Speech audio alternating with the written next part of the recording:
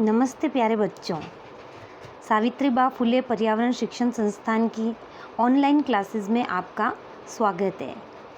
ये class BA BEd second year political science की class है। हम फर्स्ट यूनिट को कंप्लीट कर चुके हैं और आज हम सेकेंड यूनिट का फर्स्ट टॉपिक, जैसा आपको दिख रहा है, भारत सरकार अधिनियम 1919, उसको हम आज पढ़ेंगे। तो हम इसको स्टार्ट करते हैं। हमारा टॉपिक है भारत शासन अधिनियम 1919। भारत शासन अधिनियम 1919 को अन्य मॉन्टेस्क्यू चेम्सफोर्ड सुधार अधिनियम नाम से भी जाना जाता है। ये टाइपिंग मिस्टेक है, आप इसे मॉन्टेस्क्यू पढ़ें।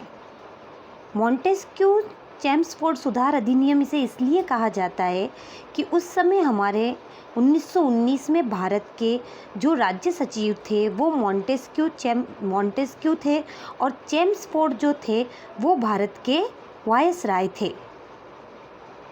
इसलिए इस अधिनियम को मॉन्टेस्क्यू चेम्सफोर्ड सुधार अधिनियम भी कहा जाता है। ये अधिनियम 1919 के अंदर बनाया गया था, जो हमारे यहाँ पे 1921 में लागू हुआ। इस अधिनियम को बनाने का उद्देश्य क्या था? इस अधिनियम को बनाने का उद्देश्य ये था कि भारत के अंदर एक उत्तरदायी सरकार की स्थापना करनी थी। जैसा कि हमारे यहाँ पे बहुत सारे दल इसकी मांग कर रहे थे कि भारत में एक उत्तरदायी सरकार हो।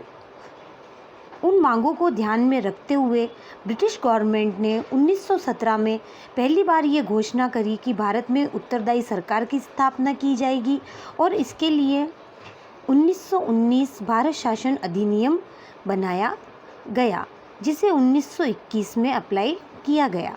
अब इस अधिनियम की क्या क्या विशेषताएं थी, ये देखते हैं।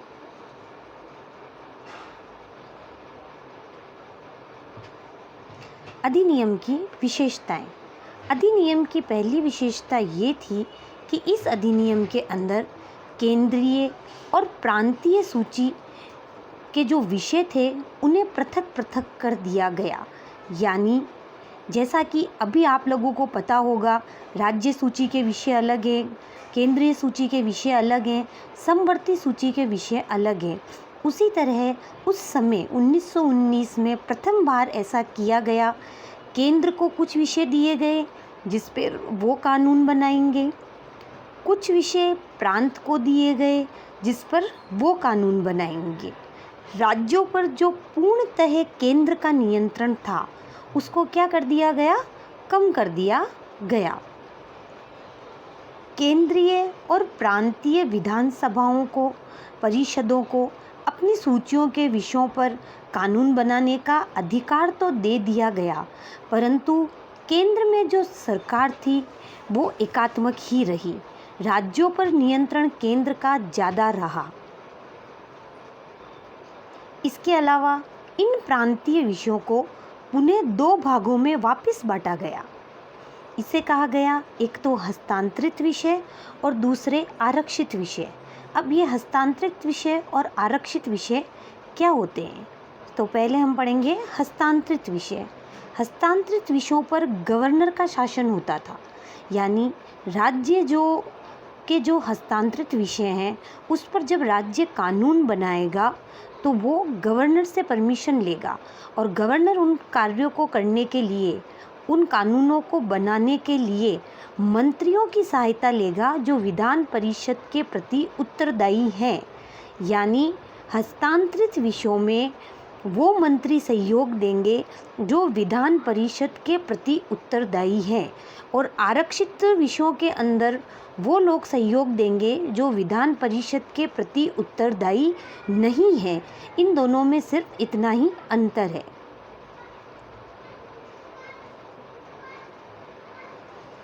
दूसरी ओर आरक्षित विषय पर गवर्नर कार्यपालिका परिषद की सहायता से शासन करता था जो विधान परिषद के प्रति उत्तरदायी नहीं थे। इसी को क्या कहा गया? दोहरी व्यवस्था कहा गया, जिसे हम द्वैत शासन के नाम से जानते हैं, डायरकी के नाम से जानते हैं। हालांकि ये व्यवस्था सफल नहीं हुई, काफ़ी हद तक असफल रही थी। इस अधिनियम ने पहली बार द्विसदनीय व्यवस्था और प्रत्यक्ष निर्वाचन की व्यवस्था को प्रारंभ किया। जैसा कि आपको अभी पता है, हमारे सदन के अंदर 2 सभाएं चलती है, लोकसभा और राज्यसभा। उस समय पहले लोकसभा राज्यसभा नहीं हुआ करती थी, केवल एक ही सभा हुआ करती थी। 1919 के अधिनियम के तहत पहली बार 2 सभाओं का गठन किया गया, जिसे हम वर्तमान में लोकसभा और राज्यसभा के नाम से जानकर कंपेयर कर सकते हैं। और पहली बार दोनों सदनों में प्रत्यक्ष निर्वाचन की व्यवस्था की गई थी। प्रत्यक्ष निर्वाचन के माध्यम से ही सदस्यों को निर्वाचित किया जाएगा, ऐसा 1919 के अधिनियम में तय किया गया। इसके पहले प्रत्यक्ष निर्वाचन जैसी कोई भी व्यवस्था नहीं थी हमारे यहाँ पे। 1919 में प्रथम बार प्रत्यक्ष निर्वाचन यानी वोटिंग के द्वारा ही राज्यसभा और लोकसभा के सदस्यों का क्या किया जाएगा, चुनाव किया जाएगा, ऐसी व्यवस्था की गई। इसके अलावा इस 1919 के अधिनियम में एक व्यवस्था ये की गई, एक कार्यकारी परिषद होगी जिस 6 सदस्य होंगे। इन 6 सदस्यों में से जो चीफ होगा, जिसे हम कमांडर इन चीफ के नाम से जानते हैं, जो चीफ होगा उसको छोड़कर 3 सदस्य क्या होंगे, भारतीय होंगे। यानी जो उस कमेटी का हेड होगा वो भारतीय नहीं होगा। इसके अलावा 3 जो सदस्य होंगे वो भारतीय होंगे। अगली विशेषता इसकी ये है,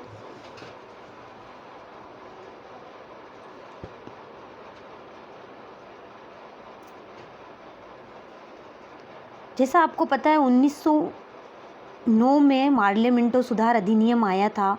उसके अंदर मुस्लिमों को पहली बार सांप्रदायिक आधार पर निर्वाचन सिद्धांत में विस्तारित किया गया था। इस सांप्रदायिक आधार के विस्तारित को 1919 के अधिनियम के अंदर और बढ़ा दिया गया।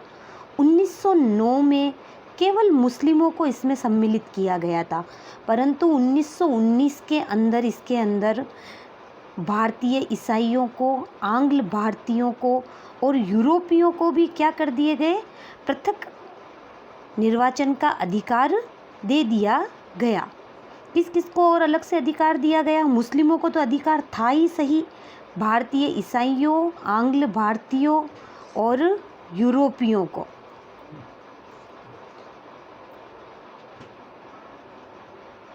अधिकार दे दिया गया। जहाँ पर पहले मुस्लिमों को अधिकार था, वहाँ पर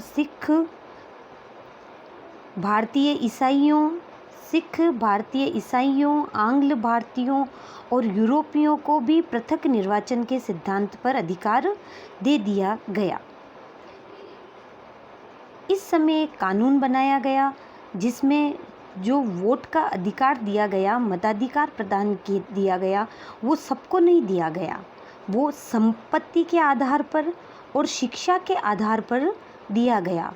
उसका एक लिमिट क्राइटेरिया रखा, सीमित लोगों को ही मताधिकार का अधिकार प्रदान किया गया था, जिसमें 2 चीज़ों को प्रायोरिटी दी गई, संपत्ति और शिक्षा के आधार पर। इस कानून में एक व्यवस्था और की गई, लंदन में भारत के उच्चायुक्त के कार्यालय का सृजन किया गया। लंदन में भारत के उच्चायुक्त के कार्यालय का सृजन किया गया। अब तक जितने भी कार्य होते थे भारत सचिव द्वारा किए जा रहे होते थे। अब इन सब कार्यों को उच्चायुक्त में क्या कर दिया गया, स्थानांतरित कर दिया गया। वाह, यहाँ तक आपको समझ में आ गया होगा। अब हम इसके आगे चलते हैं। इसमें एक लोक सेवा आयोग का गठन किया गया।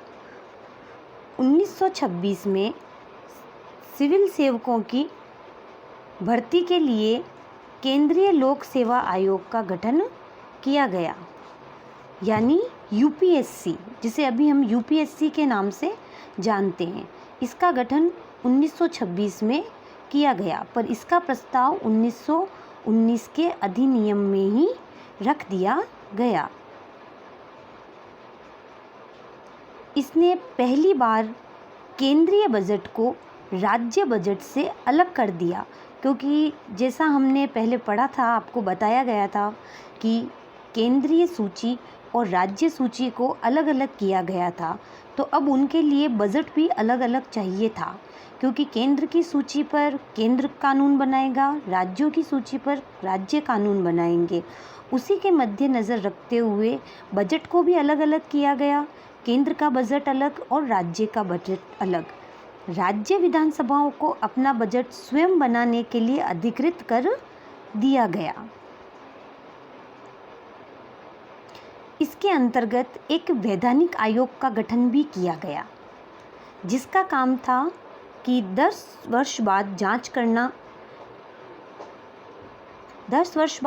करना कि 1919 के अधिनियम में जो भी कार्य किए गए हैं, जो भी चीज़ें, नए नियम बनाए गए हैं, क्या वो भारत में सक्सेस हुए हैं या सक्सेस नहीं हुए हैं। जो काम, जो कमेटी बनाई गई थी, एक आयोग बनाया गया था, वो 10 वर्ष बाद इसकी जांच करेगा। ये हुआ हमारा 1919 का अधिनियम। यहाँ तक आपको समझ में आया होगा। अगली कक्षा में हम 1935 का अधिनियम पढ़ेंगे। ओके, धन्यवाद।